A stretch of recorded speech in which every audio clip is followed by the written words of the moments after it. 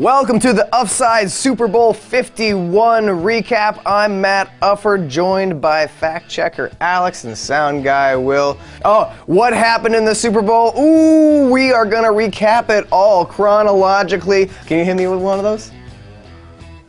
Oh! Luke Bryan sang the national anthem mere hours ago, and I could not pick him out of a police lineup now. I do not know what that guy looks like. And then, the coin toss.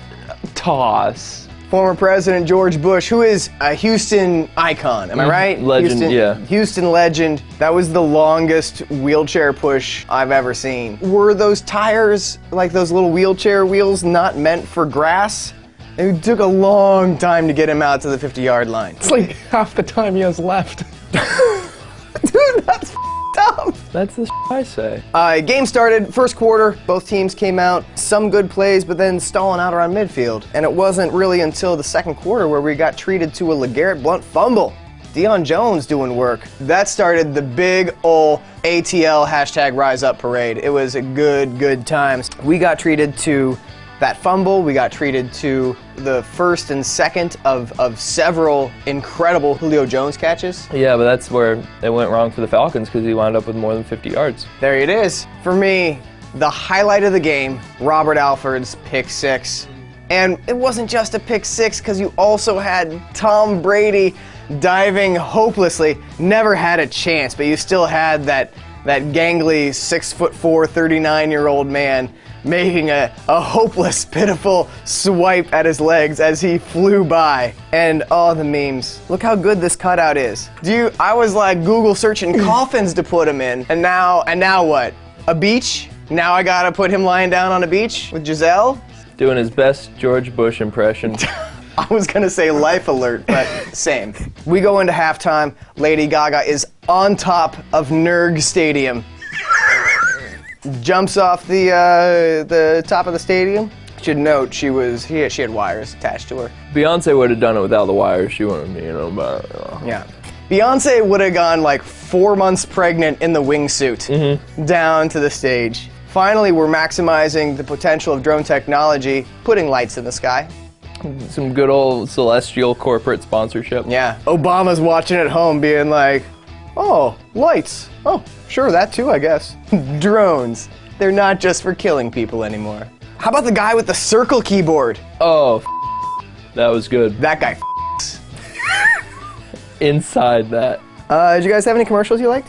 Tide thinking they pulled a fast one on us. They're like, we got you to think that Terry Bradshaw has a slob with a stain, and then there's a commercial for it. It's like, no, we know he's a slob. Can we talk about how Terry Bradshaw needs to get the stain out of his shirt, but then is watching TV without pants on? I mean, how do you wash a shirt? I was getting all animated about the ghost of Spuds McKenzie, also known as Ghost Dog. Ghost Dog. Voiced by Forrest Whitaker. I said Fozzie Whitaker. No, why would I say Fozzie Whitaker? I'm a dum-dum. You're the man wearing mismatched hat and shirt. I know I'm phenomenal at fashion. That is verbatim something Trump has said. I am phenomenal at fashion. All these fashioneers, they tell me my ties are not supposed to cover my Hit me with another cheese ball. Brady. Oh!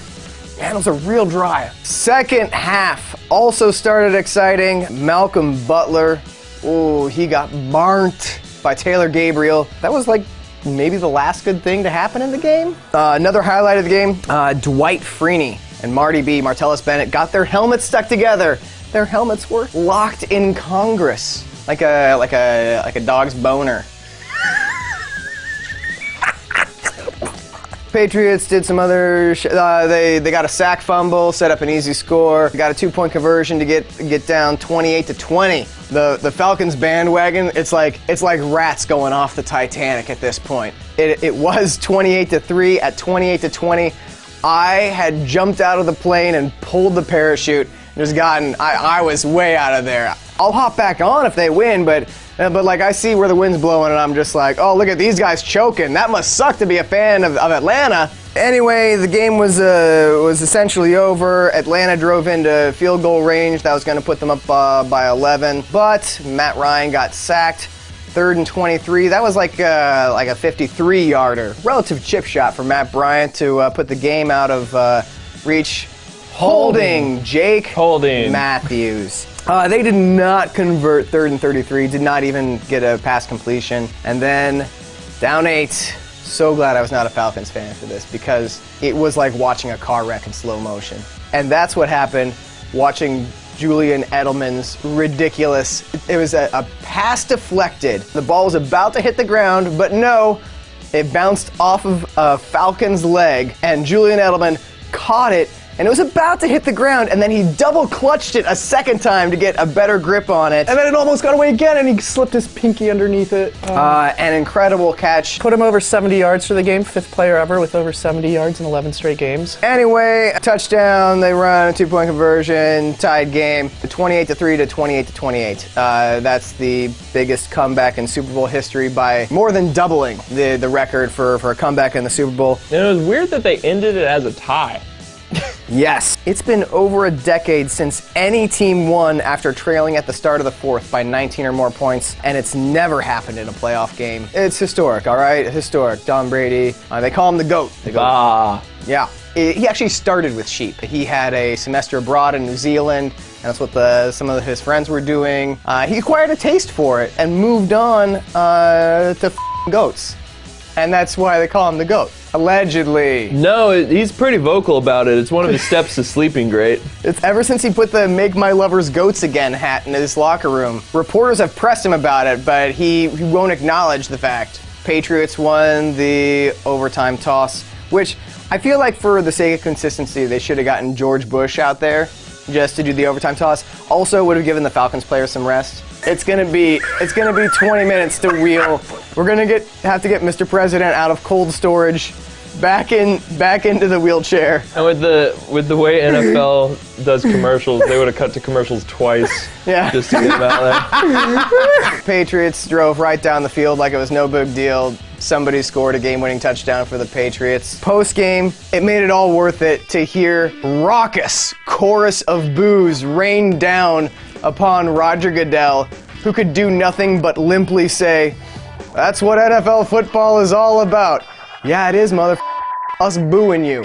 That is what it is all about. Everybody in Patriots Nation made such a big deal of like, ooh, it's gonna be so delicious to see like Brady take the trophy from Roger Goodell and like ball tap him. Wouldn't that have been nice though if you're gonna go in for the Roger Goodell handshake, you just give him a really light like, you know, little cup check on Roger Goodell, because that's not enough to even get security in, but it's enough for it to like maybe drop the commissioner to his knees. Well, what the cameras didn't catch was Kraft went hand down pants. Oh, he gave him the stink palm. So yeah, Brady's records coming back from a 25-point deficit in the Super Bowl. That's a record. 400 and however many passing yards. That's a record. 43 completions. 4 Super Bowl MVPs, and also last record. Most goats. And he could have stopped at 1, but he really wanted to cement it. He wants to make sure. Put it out of reach for No everyone one's else. stopping this one. But anyway, when I look back on this Super Bowl, I mean, yeah, sure, I'll like kind of remember the Patriots coming back, but mostly, Julio Jones making not 1 but 2 amazing toe-tapping catches. Nope, not allowed to remember it. That's how we're gonna finish the episode. We're gonna talk about Julio Jones. This is the drive.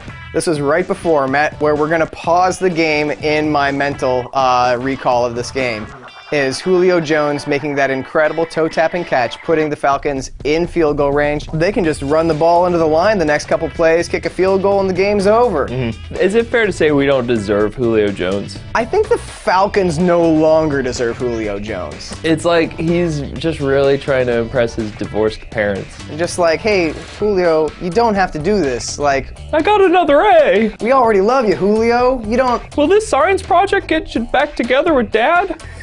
That is our last episode of the season for Upsides. We'll probably be back sometime in the offseason. You're going to have to subscribe to SB Nation to make sure that you don't miss any episodes that come out. Leave us some comments below, and we'll be around, man. We'll be in the comment section, lurking. Yeah, we'll still come over. We'll still hang out. Like we're not moving that far.